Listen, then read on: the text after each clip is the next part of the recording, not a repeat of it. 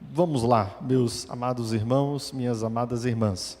Abra sua Bíblia comigo, na Epístola de Paulo aos Romanos, capítulo de número 9. Nós seguiremos a partir do verso 23 hoje, tá? Deixa sua Bíblia aberta aí, já nós leremos o texto. Eu quero só dar um panorama a você que está aqui, de repente, tanto você que está aqui nos acompanhando fortuitamente, casualmente, que não está aqui todo domingo, quanto para você também que está aqui todos os domingos e que também precisa de uma rememoração, uma lembrança daquilo que estamos vendo, para que você compreenda esse trecho aqui, onde ele está, tá bom? Abriu o capítulo 9, a partir do verso de número 23.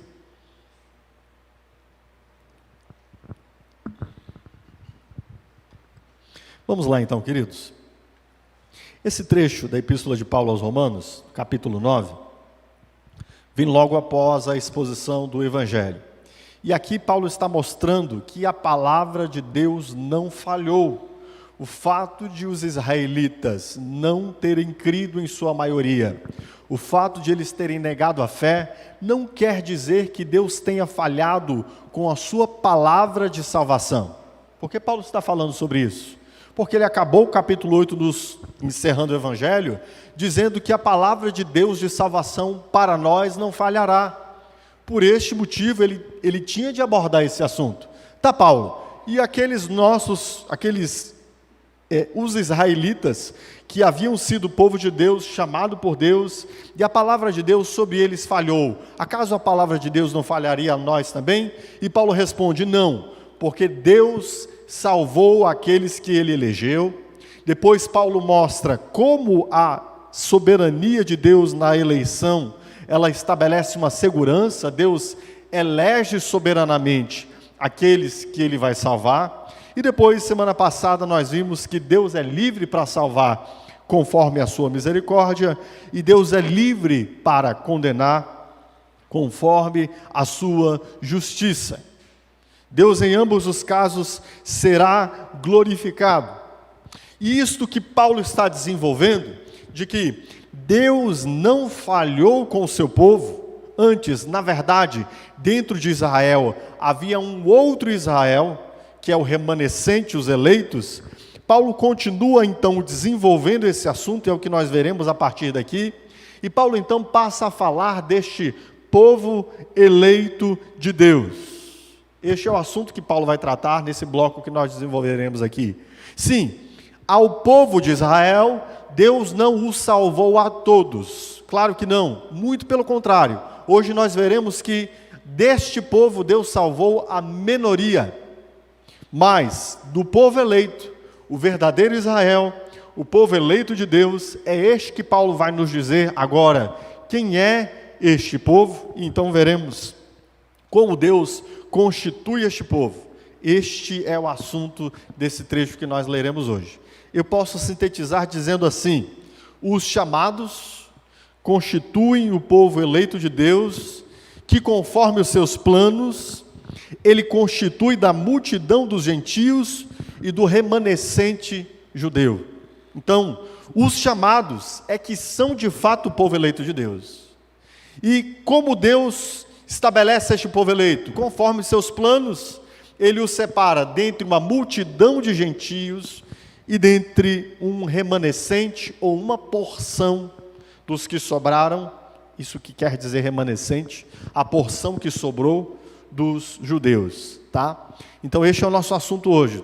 Eu sei que também, talvez falando assim sinteticamente, pareça difícil de entender, mas como eu tenho feito, hoje eu vou fazer do mesmo modo. O sermão passado não, mas o retrasado, eu trabalhei também a partir de uma síntese, e fui expondo a síntese.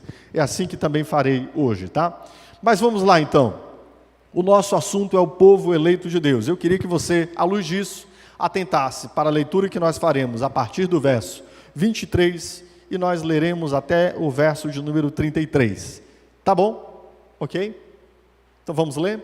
Abra sua Bíblia aí, mantenha sua Bíblia aberta, porque nós percorreremos esse texto, não apenas na leitura, mas durante toda a exposição.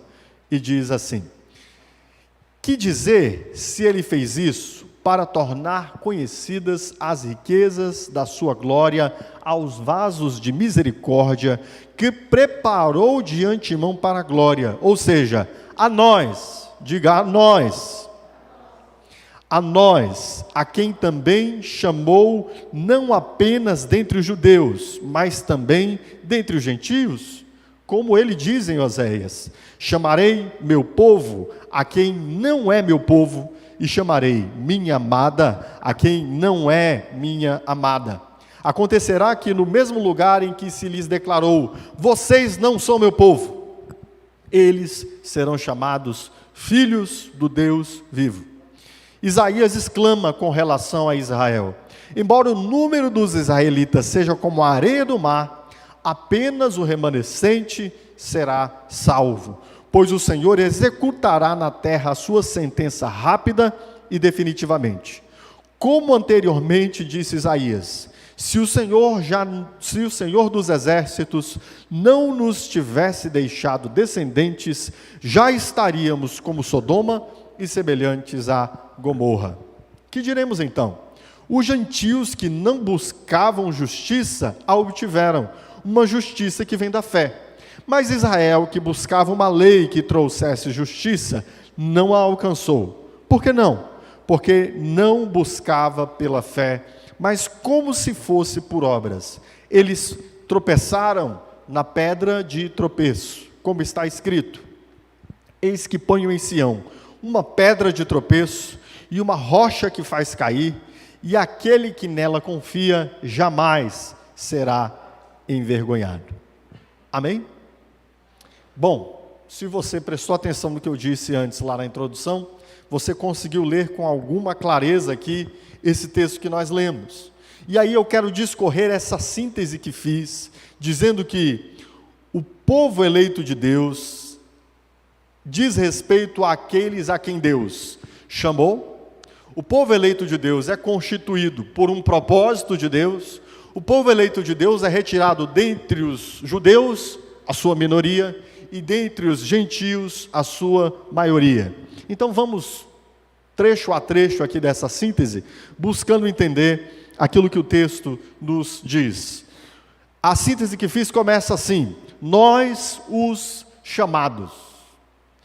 Paulo diz que o povo de Deus diz respeito àqueles que receberam pessoalmente um chamado, que experienciaram o chamado. Olha o que diz o verso de número 24. Paulo diz assim: ou seja, a nós, a quem também chamou, não apenas entre os judeus, mas também entre os gentios. Paulo vinha falando dos vasos de misericórdia, nos quais Deus quis fazer manifestar a sua própria glória. Esses vasos, segundo vimos semana passada, são aqueles que Deus escolheu para a salvação. E então identificamos que este povo de Deus, do qual Paulo vai tratar mais à frente, inclusive ele vai descrever, a partir especialmente dos versos 25 e 26, usando a expressão povo de Deus, diz respeito a quem? A nós, os chamados, a nós, a quem também chamou, diz o verso de número 24. Chamou para quê, queridos? Olha o que diz o verso lá de 23 que nós lemos: chamou-nos para a glória. Ok? Existe um jeito de Deus chamar, que é diferente do chamado geral que Deus faz. Eu já falei um pouco a respeito disso em um dos sermões que preguei em Romanos. Hoje eu vou me estender um pouco mais aqui. E este chamado específico de Deus, que nós denominamos de chamado eficaz, é o que Deus realiza de modo eficiente para revelar a Cristo e a sabedoria do Evangelho, a fim de que o homem se arrependa e se converta. Um texto que bem descreve o que é isso, e isso é próprio da linguagem de Paulo, falar daqueles que são chamados. Quem é o povo de Deus, queridos? Os chamados. Olhe o que diz o texto de 1 Coríntios, abra sua Bíblia comigo, capítulo de número 1, versos 22 a 24. Eu quero que você abra esse texto. Mantenha a fita da sua Bíblia no texto do capítulo 9, mas vamos lá para o capítulo 1 de 1 aos Coríntios, versos 1, 22 a 24. Esse texto deixa-nos claro que há um chamado geral feito pela proclamação universal do Evangelho, pelo qual os homens são todos eles chamados ao arrependimento e à conversão. Mas há um chamado específico de Deus, quando Deus não apenas chama de modo geral, mas o próprio Deus dá a que Cristo seja visto como sabedoria e salvação. Porque no chamado geral do Evangelho, às vezes as pessoas ouvem o Evangelho e para elas o Evangelho e uma filosofia qualquer são a mesma coisa. O Evangelho e uma religião oriental é a mesma coisa. O Evangelho e o catolicismo romano não tem nada de diferente. Ou o Evangelho, na verdade, quem sabe é até uma tolice. É uma coisa de pessoas obtusas, de pessoas burras, de pessoas simples. Há muitas pessoas que ouvem de modo geral o Evangelho e que dizem que o Evangelho é loucura ou que o Evangelho é um escândalo. Mas existe um chamado que não é este chamado geral, mas é um chamado específico que Deus faz àqueles a quem Ele vai salvar.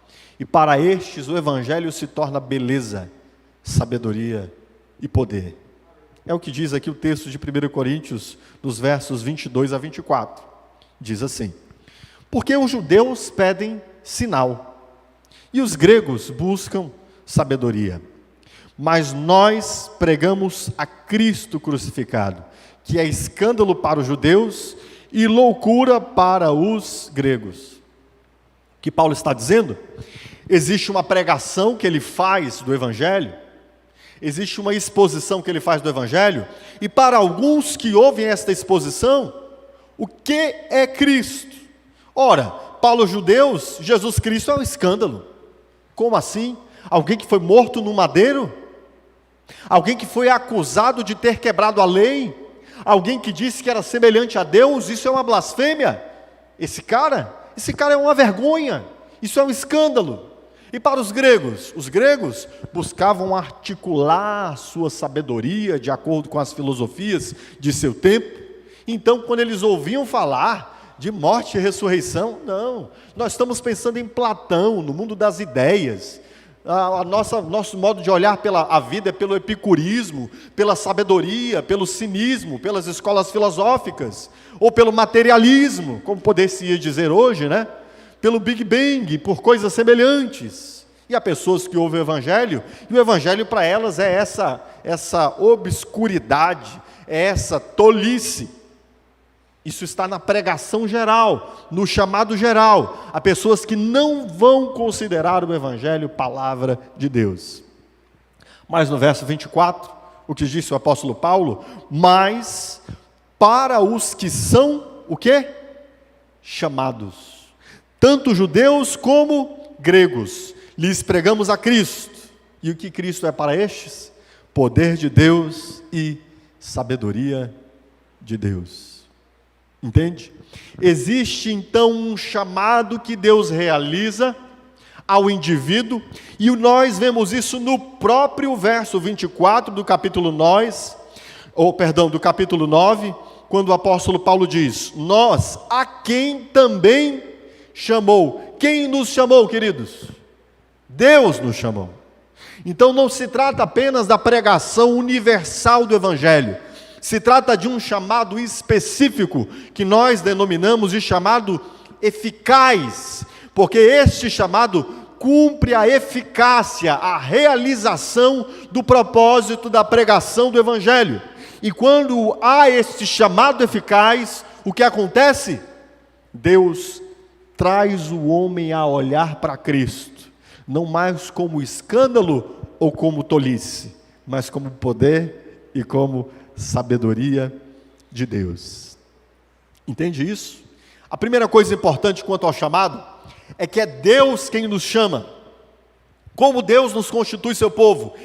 Ele mesmo, de um modo particular, por meio de um propósito específico, através da pregação do Evangelho, Ele nos chama. Disse o apóstolo Paulo no verso 24, que Ele, a esses vasos de misericórdia, que Ele preparou para a glória, Ele mesmo chamou. Então não se trata do chamado geral, feito através da pregação do Evangelho, tá?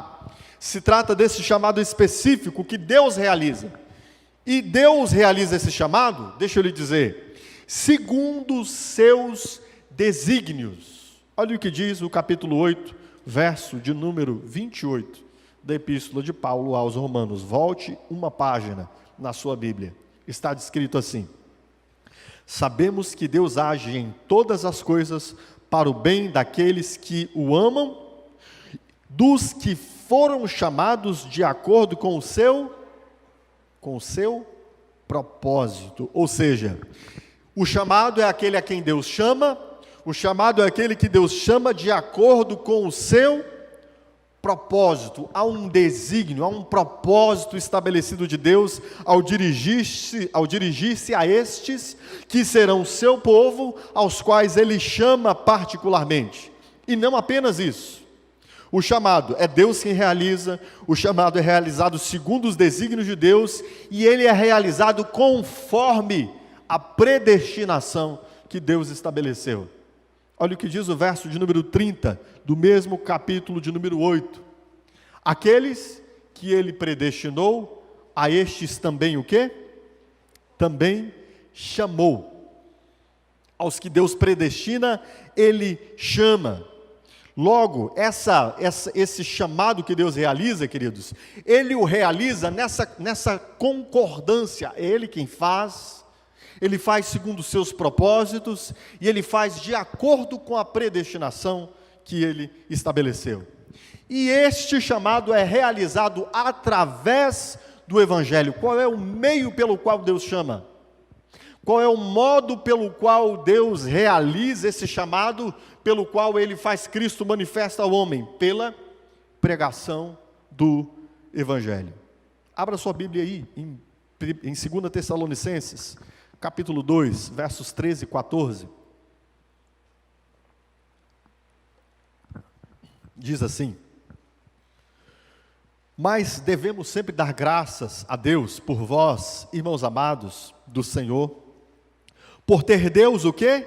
Elegido desde o princípio para a salvação, por vos ter elegido desde o princípio para a salvação, em santificação do Espírito e fé na verdade, para o que, pelo nosso Evangelho, vos chamou para alcançardes a glória do nosso Senhor Jesus Cristo. Paulo aqui então encadeia tanto a eleição, estes irmãos que foram chamados porque foram eleitos, e também ele mostra o veículo, o meio pelo qual Deus chama. Por que meio Deus chama, queridos? Pela pregação do Evangelho. Percebe isso? Então preste atenção, voltemos lá àquele texto de 1 Coríntios capítulo 1. Imaginemos a cena de Paulo pregando. Paulo pregando o Evangelho. As pessoas ouvindo Paulo pregar o Evangelho. Os judeus, a grande maioria, não vai crer. A grande maioria vai considerar essa pregação universal que Paulo está fazendo, esse chamado universal, vai considerar o quê? Um escândalo. É o que ele disse no capítulo 1 de 1 Coríntios. Alguns gentios também não crerão. Embora a palavra de Deus esteja sendo pregada, embora a palavra de Deus esteja sendo revelada àqueles que estão ouvindo, para estes a palavra de Deus parecerá tolice, porque eles estão em busca de sabedoria, embora não saibam que a verdadeira sabedoria está na palavra de Deus. Mas aqueles a quem Deus chama, Deus realiza algo tão extraordinário nesse chamado. É por meio do chamado, queridos, que Deus regenera. É pela pregação do Evangelho, a preciosa semente. O apóstolo Pedro diz que nós fomos gerados não de semente corruptível, mas de uma semente incorruptível, que é a palavra de Deus. Então, através da pregação do Evangelho, há uma semente. O próprio Senhor Jesus disse que algumas dessas cairão à beira do caminho, outras dessas cairão em terreno pedregoso, outras dessas cairão em terreno onde há espinhos e serão abafadas, mas aqueles que Deus chama a preciosa semente da vida, ela gera vida. O chamado faz que a palavra de Deus não seja como a semente que caiu à terra, aos pedregulhos, não seja como a semente que caiu junto aos espinhos, não seja como a semente que não frutificará. O chamado faz que a semente dê vida, e o indivíduo ouve a palavra de Deus e ele é regenerado.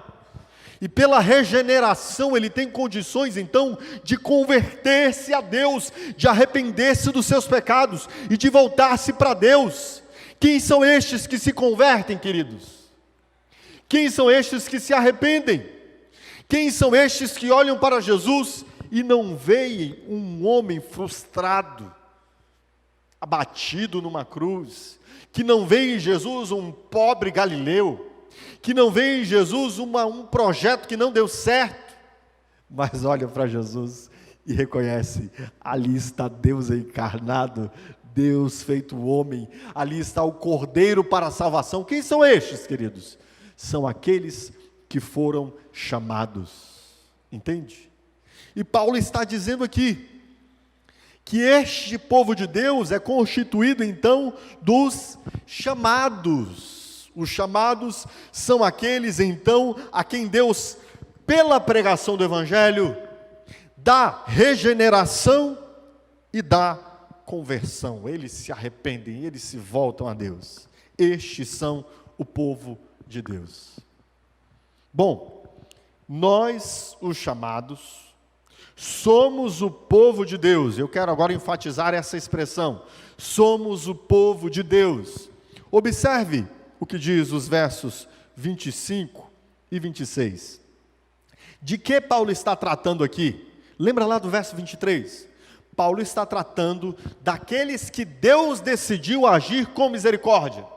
Estes serão então os vasos de misericórdia nos quais Deus vai manifestar a sua glória. Ele disse que nós, que fomos chamados também entre os gentios, fazemos parte deste povo de Deus. Quem faz parte do povo de Deus? Os chamados. Observe o que diz o verso 25, o que diz o verso de número 26. Como diz em Oséias: chamarei meu povo a quem não é meu povo, e chamarei minha amada a quem não é minha amada. E acontecerá que no mesmo lugar em que se lhes declarou, vocês não são meu povo, eles serão chamados filhos do Deus vivo. Eu quero enfatizar essa perspectiva. Daqui a pouco eu vou falar sobre judeus e israelitas, sobre judeus e gentios, ou israelitas e gentios.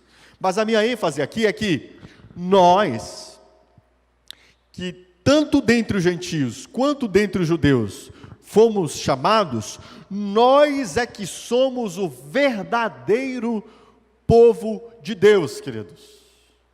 É isso que Paulo está falando aqui.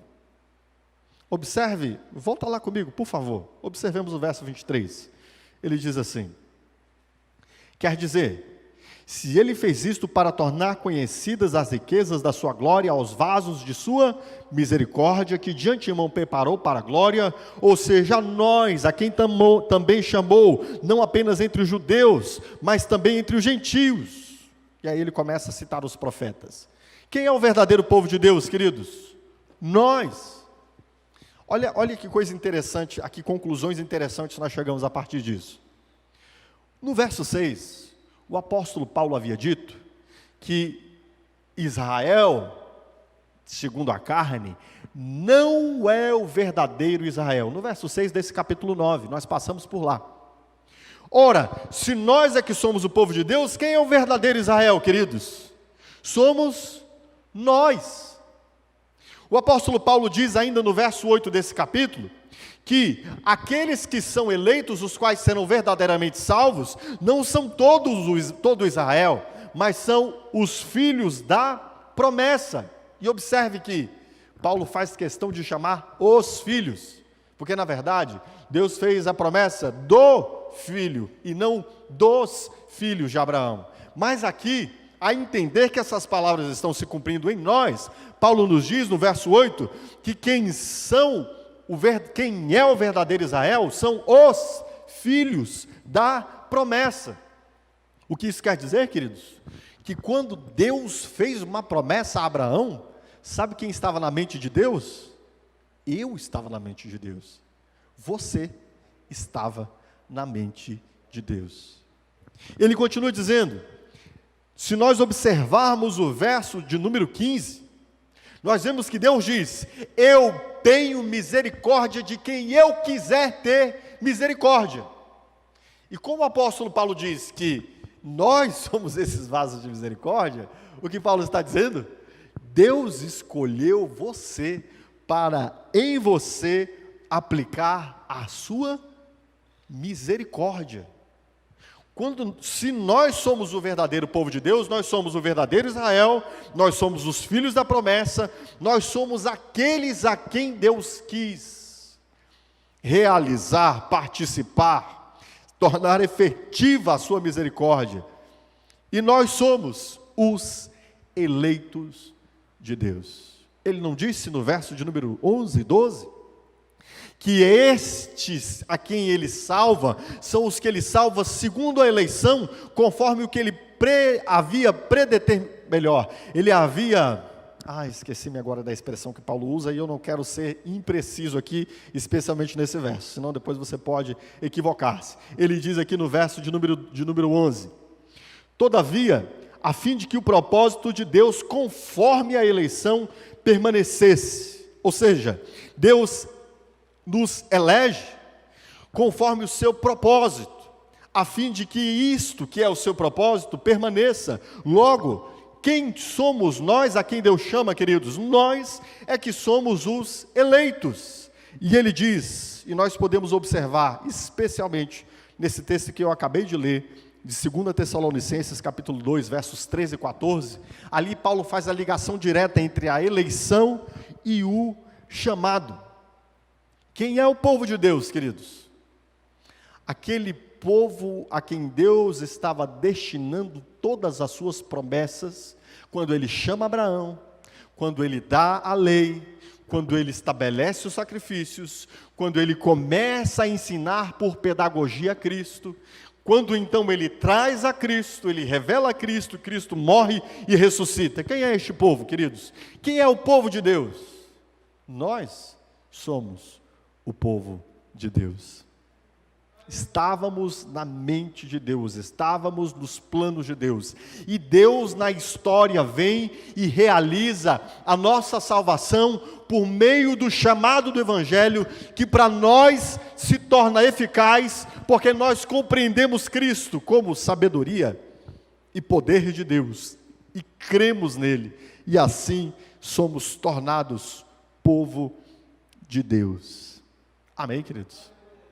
Então, neste texto, Paulo quer enfatizar o quê? Preste atenção. É claro que Deus não falhou a sua promessa a Israel, porque o verdadeiro Israel, não apenas uma parte dentre os judeus, mas os gentios, o verdadeiro Israel, Deus está chamando. O Evangelho os está alcançando. Eles estão ouvindo a respeito de Cristo. E para eles faz todo sentido, tudo que Deus fez desde o início da criação, até a sua vida neste momento, e aquilo que Deus realizará na eternidade. Amém? Então, observemos o que vimos até aqui. Primeiro, nós os chamados, já entendemos o que é ser chamado, somos o povo de Deus, ok? Nós somos o verdadeiro Israel, nós estávamos na mente de Deus, quando Deus chama Abraão, e promete a Abraão, de sua descendência, realizar coisas extraordinárias. Nós, os chamados, somos o povo de Deus, que conforme os seus planos, Ele constitui da multidão dos gentios e dos remanescentes dos judeus. Deus então nos chama e nos constitui seu povo, conforme os seus planos. E ele faz isso chamando uma multidão de gentios e alguns dentre os judeus. Observe bem o que diz a partir do verso de número 24. 24, Paulo diz assim: não apenas entre os judeus, mas também entre os gentios. Observe, quem são os vasos de misericórdia? Quem é o verdadeiro Israel? São os judeus apenas? São os gentios apenas? Não, não apenas os judeus, mas também dentre os gentios. E a partir do verso 25, Paulo não vai apenas mostrar que a igreja, o povo de Deus, não é apenas dentre os gentios, dentre os judeus, mas também entre os gentios, mas ele vai mostrar que, na verdade, há uma grande multidão de gentios, e há uma exceção entre os judeus, dos que são salvos. Deus está fazendo aqui o inverso. Se esperava que os judeus fossem a grande maioria salva, mas não. A partir desses textos que Paulo vai mostrar, Paulo vai revelar, e isso se cumpre na história. A gente vê não apenas nos primeiros dias da história da igreja, mas ao longo de toda a história da igreja, que realmente é a grande multidão dos gentios que será salva, e uma pequena parcela entre os judeus que será salva. Claro que vamos guardar as devidas ressalvas. No futuro, Paulo diz que haverá, num dado momento, uma realização de uma extensão da salvação para a grande maioria de Israel, que estará viva então naquele tempo, mas isso é no futuro. Isso não é o que acontece ao longo de toda a história. Ao longo de toda a história, o que acontece? Deus vem em salvação aos gentios, e dentre os judeus, poucos são os que se salvam. E é o que nós veremos, que estava já nos planos de Deus, isso, e que Deus já havia designado isso através dos profetas, e é por isso que o apóstolo Paulo vai citar Oséias e Isaías. Vamos lá, verso de número 25. O apóstolo Paulo diz assim: como ele diz em Oséias, chamarei meu povo a quem não é meu povo, e chamarei minha amada a quem não é minha amada. E acontecerá que no mesmo lugar em que se lhes declarou, vocês não são meu povo, eles serão chamados filhos do Deus vivo. Aqui, meus amados irmãos, o apóstolo Paulo está citando Oséias 2:23 e está citando Oséias 1:10, tá? No outro trecho, o apóstolo Paulo está citando Isaías 10:22 e 23 e Isaías 1:9. A primeira questão que eu quero ressaltar então é o seguinte: preste atenção, as coisas não estão acontecendo por acaso aqui. Essa constituição do povo de Deus não é algo novo. Deus, segundo os seus propósitos, já havia determinado que seria assim, que dentre os gentios a grande maioria se converteria, ou melhor, a grande maioria do povo de Deus viria dentre os gentios, e uma pequena parcela dentre os judeus. Observe estes versos que nós acabamos de ler. No verso de número 25, Paulo diz: chamarei meu povo a quem não é meu povo, e chamarei minha amada a quem não é minha amada. Isso aqui é Oséias 2:23. É claro que, num primeiro momento, se nós observarmos o texto de Oséias, este é um texto no qual Deus está dirigindo sua palavra a Israel.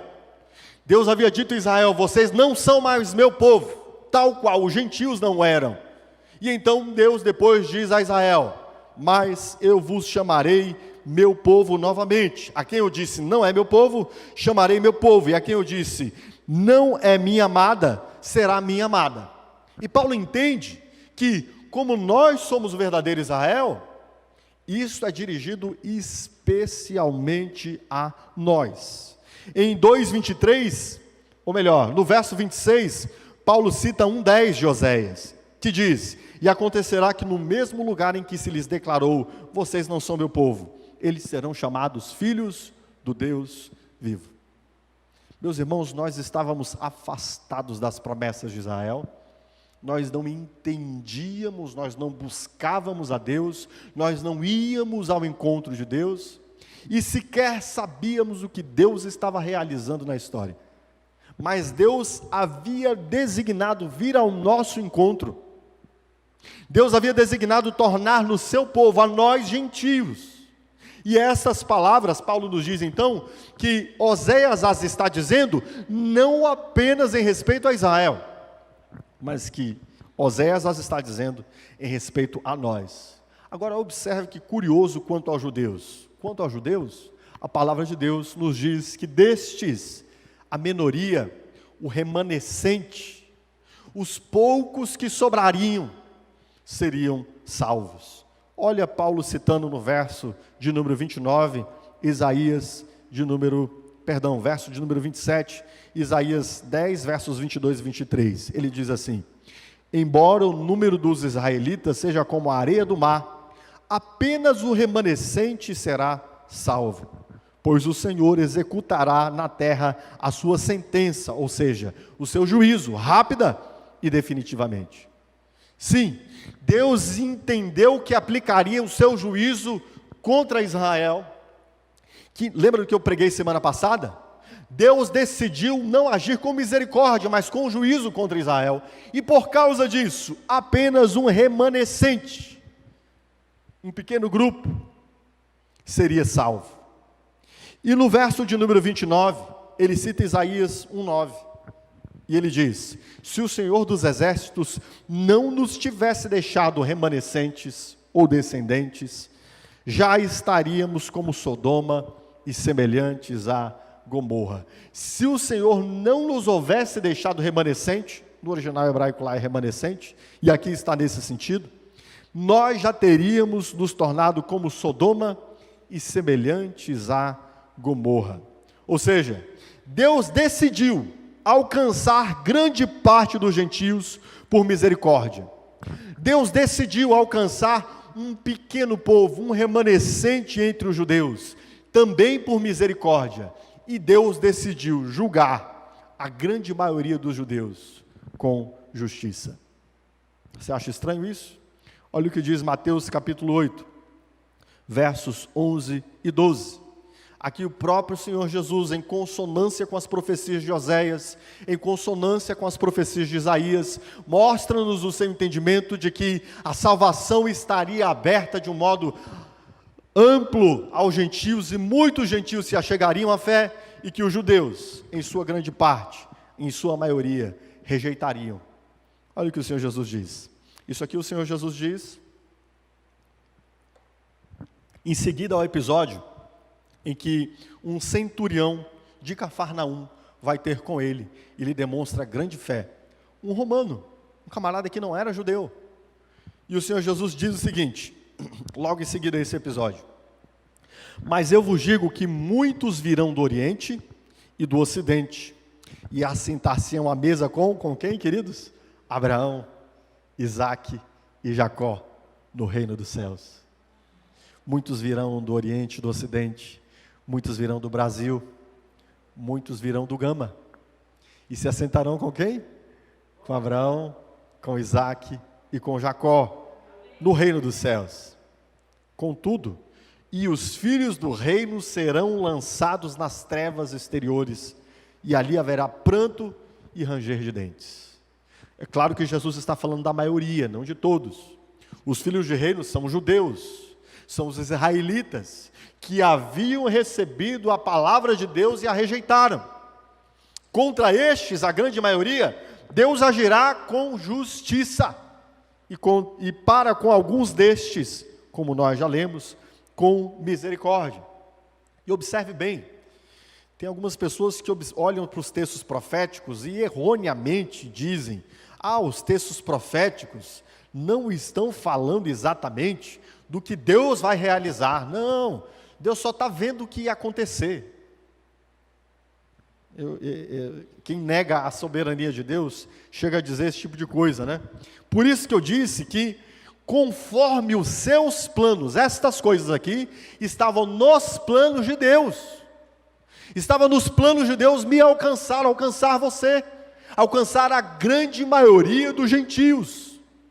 Estava nos planos de Deus chamar homens de todo povo, tribo, língua, raça e nação, e fazer para Jesus Cristo reis e sacerdotes. Não é que Deus viu que isso aconteceria apenas. Deus quis e Ele realizou isso.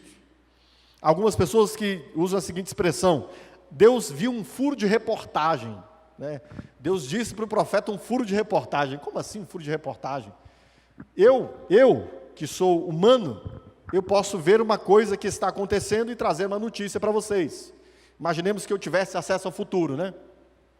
Eu vi o futuro. Eu chego para vocês e dou um furo de reportagem do futuro. Mas eu não sou Deus.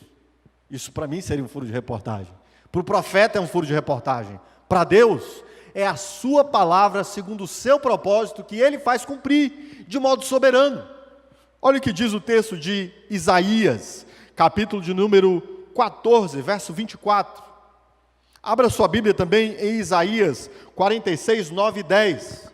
Estes textos nos dizem que Deus realiza as coisas que Ele determinou, e que as profecias que Ele dá são os seus desígnios que Ele quer e Ele fará cumprir segundo sua vontade.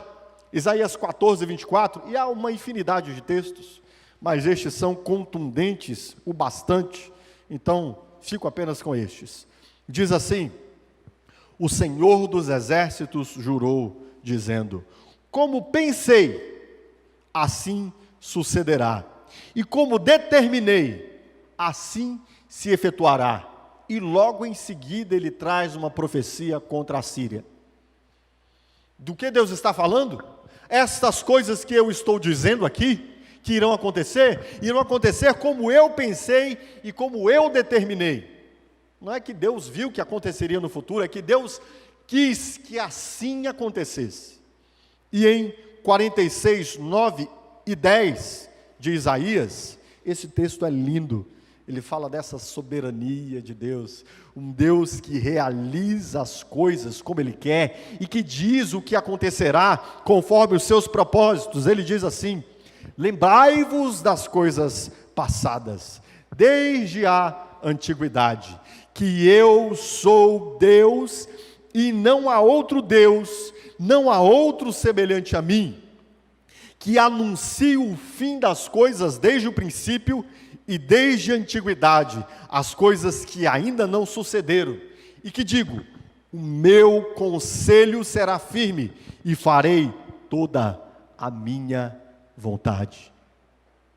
Este é o Deus cujos planos havia estabelecido o quê?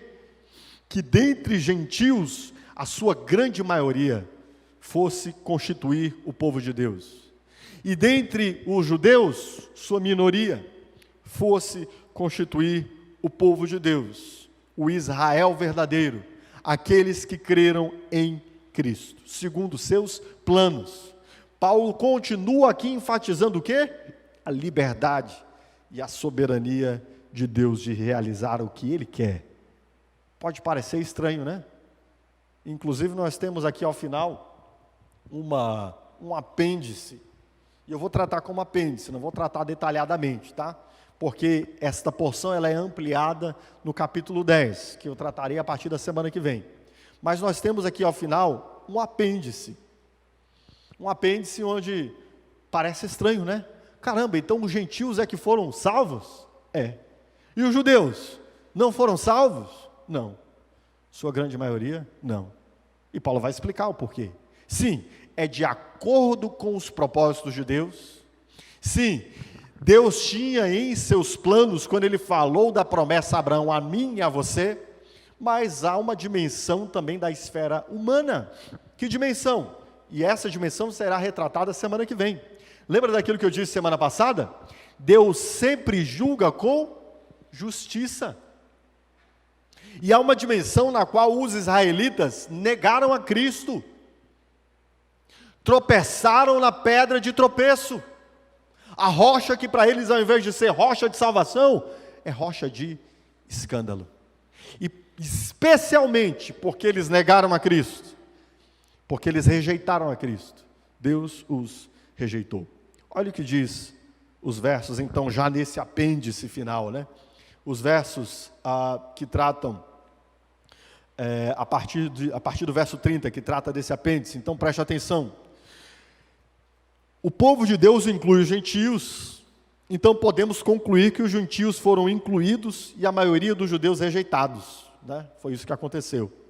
A misericórdia de Deus se expressa através da fé dos gentios, e a condenação de Deus se expressa de forma última contra a rejeição a Cristo. Lembra que eu falei?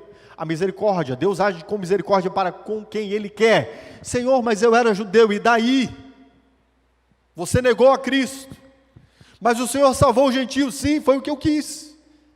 Eu quis ser misericordioso para com os gentios. Senhor, e nós aqui, e vocês aqui? Vocês rejeitaram Cristo. E por isso, vocês tropeçaram na pedra de tropeço, na rocha de escândalo. Olha o que diz Paulo, a partir do verso de número 30. Que diremos então? Paulo está tentando fazer uma conclusão aqui, chamo isso de apêndice, porque ele vai estender, apêndice desse trecho, né? Porque ele vai estender no capítulo 10. Então eu vou tratar também por cima aqui. No capítulo 10 eu desenvolvo melhor esse assunto. O que Paulo conclui? Os gentios que não buscavam justiça, a obtiveram uma justiça que vem da fé. O que disse o apóstolo Paulo lá atrás? Não depende de quem quer e nem de quem corre, mas de Deus, que quer agir com misericórdia. Nós não buscávamos, sim, não depende de quem quer e nem de quem corre. E na tradução NVI está, da vontade humana, mas de Deus que quer agir com misericórdia. É o que Paulo está dizendo. Os gentios que não buscavam justiça, obtiveram uma justiça que vem da fé. Eles não buscavam, eles não corriam. Nós sequer sabíamos a necessidade de vivermos uma vida reta diante de Deus. Nós tínhamos lá uma consciência do nosso pecado vaga, não muito palpável. Mas Deus quis ter misericórdia de nós e nos dar a revelar o nosso pecado e nos trazer salvação. Mas Israel, que buscava uma lei que trouxesse justiça, não alcançou. Olha a palavra de Paulo. Em que Israel estava buscando sua salvação? Numa lei que trouxesse justiça, ou seja, no seu desempenho diante da lei. Eles não alcançaram salvação. Por que não? Paulo responde: porque não buscavam pela fé, mas como se fosse por obras. Eles tropeçaram na pedra de tropeço. E aqui ele vai citar Isaías 8,14 e 28,16. E ele cita do seguinte modo: eis que ponho em Sião uma pedra de tropeço e uma rocha que faz cair. Aquele que nela confia jamais será envergonhado. Mas óbvio, aquele que nela não confia será o quê? Pedra de tropeço, rocha que faz cair. Rocha que esmigalha, que espedaça, que despedaça, que destrói. Sim, Cristo é ao mesmo tempo rocha de salvação e ao mesmo tempo pedra de tropeço. Enquanto os homens estiverem buscando sua salvação fora daquilo que Deus quer, Cristo será para eles rocha de tropeço, escândalo e condenação. Quanto mais o homem que não se arrepende, não se converte, ouve o Evangelho, mais ele se torna condenável diante de Deus, mais ele se torna repreensível diante de Deus, e mais ele é digno do juízo de Deus. Lembra daquilo que eu falei semana passada, quando o apóstolo Paulo nos diz, daqueles que são amadurecidos para a condenação? Pois bem, isto é este amadurecimento. O indivíduo ouve o Evangelho, e muitos judeus ouviram a pregação do Evangelho. Você imagina o quanto a morte de Jesus repercutiu no mundo judaico? Imagine o quanto a morte de Jesus repercutiu nas sinagogas mundo afora. Não apenas pelo episódio da morte e ressurreição de Jesus, mas pela pregação dos apóstolos. Paulo, o primeiro lugar que ele ia, em qualquer cidade que ele ia pregar o Evangelho, era uma sinagoga. E só depois de pregar na sinagoga aos judeus, ele então dirigia-se aos gentios. Ou seja, há indivíduos para os quais o mais ouvir o Evangelho é mais condenação. E assim tem de ser. Cristo é rocha de salvação e pedra de escândalo. Cristo é o cordeiro que salva e o leão que destrói. Ele é o servo sofredor e o justo juiz. Entende isso? Ele é ao mesmo tempo as duas coisas. E só depende de como você recebe o Evangelho, para que ele seja uma ou outra coisa para você, e enquanto o indivíduo resiste ao Evangelho, Cristo está se tornando para ele, dia a dia, mais e mais, pedra de tropeço, rocha de escândalo. Entende? Então os judeus, meus irmãos, não foram levados à condenação, no sentido de, preste atenção, nesse sentido aqui, não condenação eterna, mas condenação no sentido de Deus os ter rejeitado e não mais insistir com eles, no sentido de que o próprio Jesus disse que sim, destes, a grande maioria afastar-se-á da mesa de Abraão, e virão do Oriente e do Ocidente para sentar-se à mesa de Abraão no reino de Deus. Deus faz esse juízo contra eles, não porque Deus seja perverso, mas porque Deus é justo. Eles negaram a Cristo, rejeitaram a pedra de salvação. Enquanto o homem não se volta a Deus, reconhecendo que ele é completamente incapaz de produzir a sua própria salvação, achando que Cristo talvez seja mais alguma coisinha para acrescentar na sua religião, ele continua debaixo de condenação. E Cristo é para ele, não se engane, pedra de tropeço, rocha de escândalo. E o escândalo nos dois sentidos. Escândalo na perspectiva de que disse o Senhor Jesus: aquele que se envergonhar de mim, eu me envergonharei dele diante do meu Pai e dos santos anjos. Deus se escandalizará destes que têm negado a Cristo, que não têm se arrependido. E para eles Cristo será pedra de escândalo e rocha de tropeço. Entende isso? Entende? Isso será mais bem desenvolvido semana que vem. Mas aqui eu queria que você ficasse com essa questão. Nós, os chamados, somos o povo de Deus, que conforme seus planos, Ele constitui das multidões dos gentios e do remanescente dos judeus. Nós veremos, queridos, no Novo Céus e Nova Terra, gente de todo tipo. Que coisa linda a igreja, queridos. A igreja é linda. Uma coisa que teve um episódio nessa pandemia que me deixou fascinado. Eu recebi uma música sendo cantada em diversas línguas, por irmãos de toda cor, por irmãos de toda condição social, por irmãos de toda estatura, de todo peso, de irmãos. Eu achei lindo esse vídeo que eu recebi.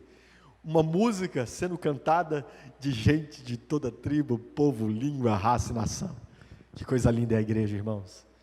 A igreja manifesta essa beleza de Deus chamar pessoas de todo o povo para a salvação. E é isso que Deus fez segundo os seus propósitos. Deus quis exatamente mostrar que não existe um tipo especial de ninguém. Deus quis salvar dentre os gentios, salvar um remanescente dentre os judeus, conforme os seus planos. E nós que fomos chamados, você foi chamado? Só você pode dizer isso para você mesmo. E é claro que eu posso ver evidências disso na sua vida também, né? Por isso que o apóstolo Paulo e as Escrituras vão nos exortar de um modo amplo, tanto que nós olhemos para nós mesmos e nos julguemos, quanto para que nós julguemos uns aos outros da forma certa, né? Que nós repreendamos uns aos outros, que nós exortemos uns aos outros, que nós conversemos uns com os outros. Entende? Mas observe bem, você vê evidências em você de que você foi chamado? Então você é povo de Deus. Então você estava na mente de Deus quando Deus chamou Abraão. Então você é vaso de misericórdia, você é eleito. Então você é aquele a quem se destinam as promessas que Deus fez ao seu povo, a quem Ele quis salvar. Amém? Você entende isso? Percebe que é a partir daqui que a gente considera a eleição? A partir do chamado. Eu já falei um pouco sobre isso semana passada, né? Hoje eu me estendi mais, porque é um assunto muito importante. É pelo chamado. Cristo para você é a pérola preciosa? Você deixou tudo por Ele? Não deixou não? Não, meu irmão. Então você não está em Cristo não. Se uma bebida é mais importante para você do que Cristo, você não está nele. Se o amor aos bens é mais importante que Cristo, você não está nele. Entende? Se os prazeres deste mundo são mais importantes que Cristo, também você não está nele. Se você tem vergonha de batizar-se por causa da sua família, você não está em Cristo. Percebe? Mas você foi chamado e viu Cristo como pérola preciosa. Você vendeu tudo que você tinha para entregar por Ele. Você viu Cristo como sabedoria. Você olha para a Escritura e fala: caramba, como é que Deus pode ser tão inteligente desse jeito? Desde antes da fundação do mundo, todas essas coisas já estão estabelecidas segundo o seu propósito. E Ele consegue agir de um modo soberano e ao mesmo tempo parcimonioso, paciente, misericordioso nesse mundo. Você viu Cristo como sabedoria? Você entendeu que não existe nada mais inteligente do que os desígnios de Deus nesse mundo? Você ama o Senhor? Então você é chamado. Você se arrependeu? Se converteu? Você foi chamado. Isso quer dizer que você foi eleito. E é o que Paulo está defendendo desde o início aqui, quando ele está brigando com esse assunto. Se você foi eleito, então sim, os propósitos eternos até a sua glorificação hão de cumprir-se. Você vai ficar firme até o fim, sim. É isso que Paulo está discutindo aqui. É para isso que Paulo levanta tudo isso. Então se arrependa. Se você não se arrependeu, se arrependa. Se converta se você não se converteu. Se você não fez uma confissão pública, faça. O Senhor Jesus disse que aqueles que creem nele têm de fazer uma confissão pública. Nós veremos isso especialmente aqui no capítulo 10, versos 9 e 10. Semana que vem eu vou falar sobre isso. Mas você que creu, você creu? Confia, meu irmão. Eu fiquei profundamente triste sexta-feira. Chorei muito, porque perdi uma amiga que eu não sei se eu vou ter como repor, né? Alguém minimamente semelhante ao longo da vida, uma pessoa extraordinária. Mas sabe o que me conforta, queridos? O que me consola profundamente? Eu botei lá num trecho do meu WhatsApp, né? Aqueles que morreram em Cristo ressuscitarão primeiro. Eu não tenho dúvida, queridos, se você creu em Cristo, você vai ressuscitar. Você estará para sempre com o seu Senhor. Por isso que o cristão enfrenta a morte de um modo tão diferente, irmãos. É tão diferente, é tão diferente. A dor, a tristeza, mas não há desespero. Desespero não. Tristeza sim. Abatimento também. Mas nós não nos desesperamos da vida. Por quê? Porque fomos eleitos. Se Deus nos elegeu, e sabemos que Ele nos elegeu porque Ele nos chamou, nós cremos em Cristo, nós vimos a Cristo, então nós estaremos para sempre com o nosso Senhor. Assentar-nos-emos à mesa com Abraão, com Isaac, com Jacó, com Paulo, com Anita e com muitos outros santos que estão com o Senhor. Você é o povo de Deus? Então há uma outra questão. Isso faz você olhar para o Antigo Testamento de forma diferente, queridos.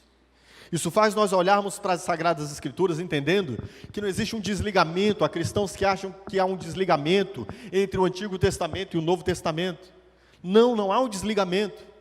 Na verdade, o que há é, eu gosto muito dessa expressão de Agostinho, eu geralmente falo isso para os meus alunos, quando eu estou ensinando especialmente interpretação bíblica, hermenêutica e doutrinas semelhantes em faculdade de teologia. Agostinho ele usa a seguinte expressão: o Antigo Testamento, ele está revelado no Novo, e o Novo Testamento está velado no Antigo. As coisas que Deus disse a Abraão, Isaac, a Jacó, a Davi, as promessas que Deus fez ao povo de Israel, estão se cumprindo em nós, em Cristo e em nós. Nós somos o Israel. É muito mais rico quando nós olhamos para o Antigo Testamento e descobrimos isso aqui, que o povo de Deus somos nós, que as promessas de Deus do Antigo Israel são para nós, e que aquilo que antes estava ali obscuro, velado no Antigo, agora no Novo Testamento está revelado, claro, como a luz do dia. Isso faz você olhar para as promessas de Deus e entender que elas são para nós, as promessas que há no Antigo Testamento. Quando a palavra de Deus no Antigo Testamento diz em Isaías, por exemplo, que nós passaremos pelos rios e ele não nos submergirão, nós passaremos pelo fogo, mas ele não nos queimará, são promessas para nós.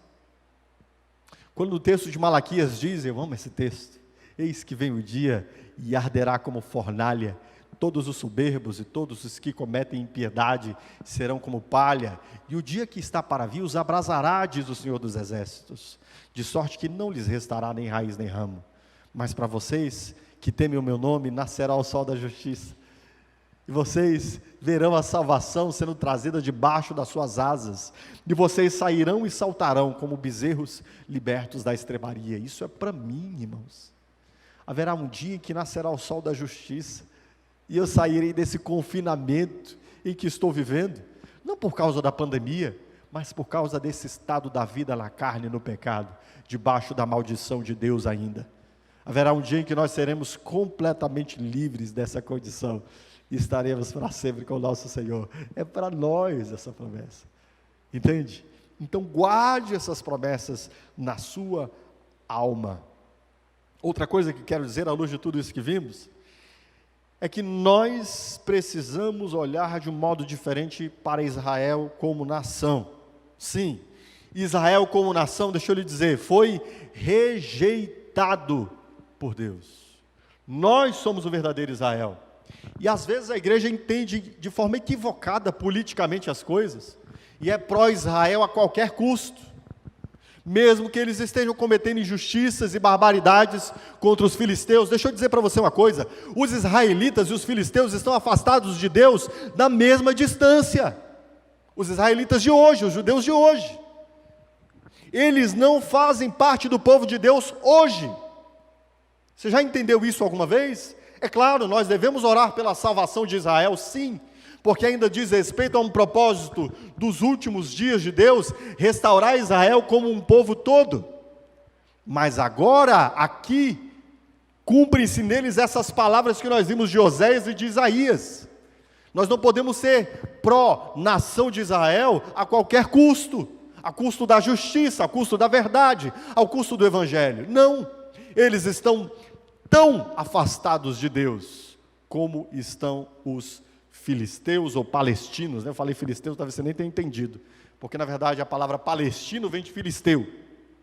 Eles estão tão afastados de Deus quanto os palestinos. Por quê? Porque eles tropeçaram na rocha, eles caíram na rocha, e sobre eles está o juízo de Deus, que o Senhor lhes alcance com salvação. Mas nós não somos politicamente pró-Israel, porque o nome deles é Israel. Quem é Israel, irmãos? Quem é Israel? Eu e você somos o verdadeiro Israel. Entende isso? E por fim, queridos, preste atenção. A rejeição a Cristo é a culpa última pela qual os homens serão julgados, e para os quais Cristo será rocha que esmaga, pedra de tropeço, leão que destrói, um guerreiro feroz. Olhe para a imagem do capítulo 19 de Apocalipse. Como vem Jesus? Como vem Jesus? Como um pastor? Com um cajado na mão? A ovelha no colo? Não. Ele vem como um guerreiro. Uma espada afiada de 2 lâminas saindo de sua boca. Ele vem para destruir e para julgar. Portanto, pelo amor de Deus, não rejeite Cristo. Rejeitar a Cristo é a culpa última pela qual os homens serão julgados. E rejeitar a Cristo é não confessá-lo. Rejeitar a Cristo é amar outras coisas acima de Cristo. Rejeitar a Cristo é encontrar outros tesouros maiores e mais benquistos do que Cristo. Rejeitar a Cristo é negá-lo com uma vida que não honra e não obedece os seus mandamentos, de forma contumaz e rebelde, de forma insistente, sem arrependimento e sem conversão. Entende isso? Há muitos cristãos, nominalmente cristãos, que têm negado e rejeitado a Cristo. E não se engane, para estes Cristo será pedra de tropeço e rocha de escândalo. Para eles ele não será bom pastor, ele será o guerreiro feroz, que vem cumprir o juízo de Deus contra os homens, o leão que destrói, não o cordeiro imolado. Pelo amor de Deus, não rejeite a Cristo. Apresente-se diante de Deus suplique a Deus, peça ao Senhor que você possa olhar Cristo e concebê-lo como seu maior tesouro, a fim de que você possa deixar todas as outras coisas por Cristo. Ele é precioso, queridos, Ele é muito precioso. Não rejeite Cristo, não permita que isso entesoure para você ira sobre ira, para o dia da ira. Deus nos está dando o que é de mais precioso.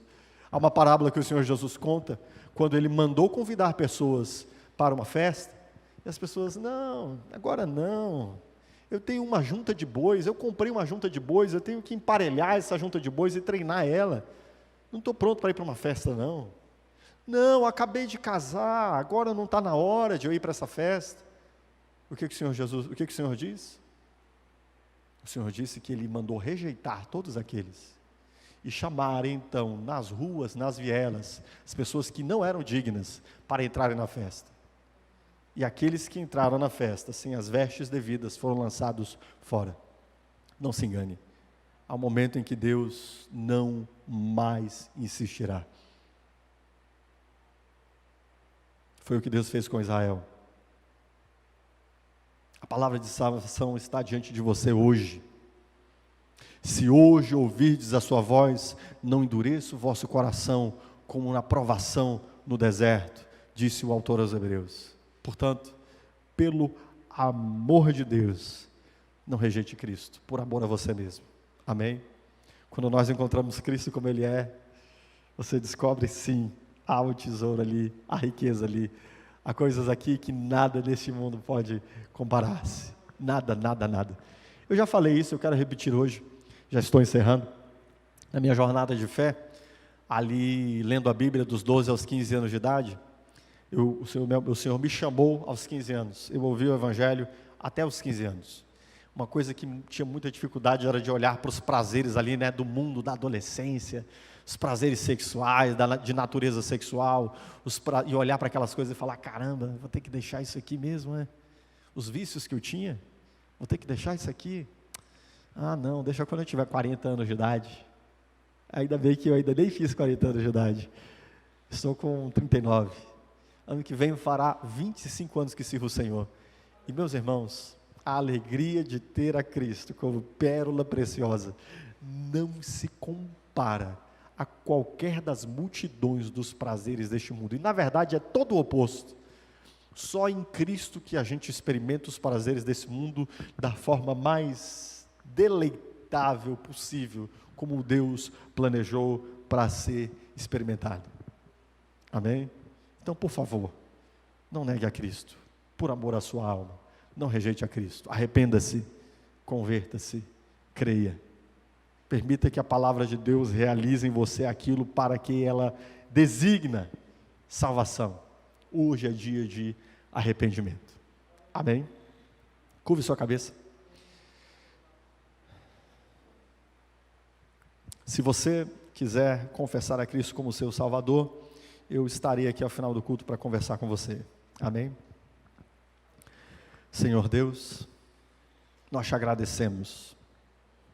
Nós não éramos teu povo, nós não éramos tua igreja, nós não éramos escolhidos segundo uma nação, estávamos afastados da promessa, andávamos errantes no mundo, sem Deus e sem paz.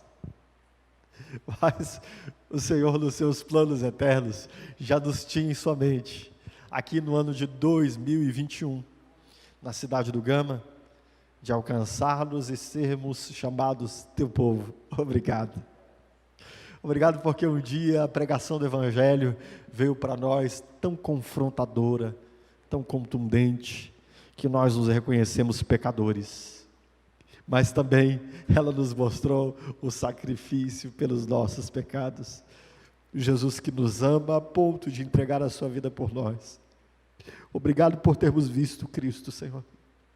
Não há nada mais lindo do que enxergar a Cristo, sua beleza, seu amor, sua santidade, e de saber que Ele realizou isso tudo para salvar aqueles que Ele quis. Obrigado, porque nós não merecíamos, mas o Senhor nos quis salvar. Como diz a tua palavra, o Senhor tem misericórdia para com quem o Senhor quer ter misericórdia.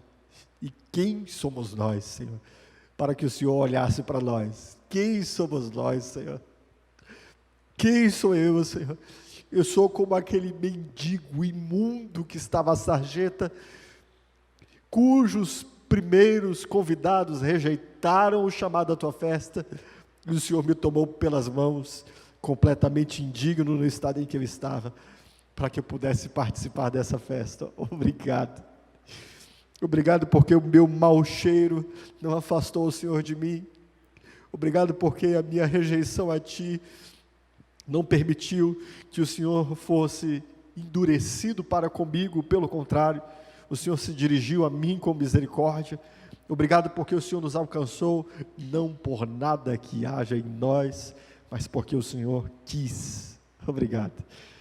E obrigado porque, sendo o teu povo hoje, nós sabemos que todas as tuas promessas e o teu amém estão sobre nós. E que, se o Senhor nos chamou, o Senhor nos elegeu. Isso nos dá garantia, segurança, estabilidade, confiança, firmeza, de que todas essas coisas estão sendo realizadas por Ti e elas se cumprirão totalmente. Muito obrigado. Aqueles a quem o Senhor quer chamar hoje a arrependimento e confissão, dá-lhes hoje, Senhor, eu te peço, ocasião para que se arrependam, confessem-se e creiam. Que eles façam isso, como diz a Tua palavra, de modo público, e que assim o Senhor possa alcançá-los e recebê-los em Cristo. É o que eu te peço, em nome de Jesus. Amém? Aplauda o Senhor, querido.